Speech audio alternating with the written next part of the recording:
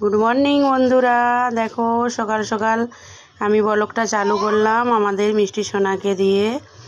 তো দেখো বিছনার চাদরটা আমি বদলিয়ে দিয়েছি, নতুন চাদর পেয়ে দেখো কত সুন্দর আরাম করছে। দেখো তার সাথে সাথে এই যে চলে এসেছে মিষ্টির সাথে খেলার জন্য।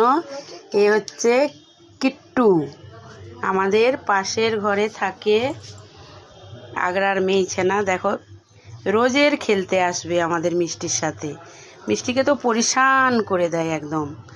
দেখো ও তো কত সুন্দর খেলছে, নতুন চাদর বিছনা পেয়ে। দেখো দুজনকে দেখো খালি সারা দিন ওকে পরিশান করবে, মিষ্টিকে খালি পরিশান করবে। ও তো ওর কাছে থাকতেই চায় না।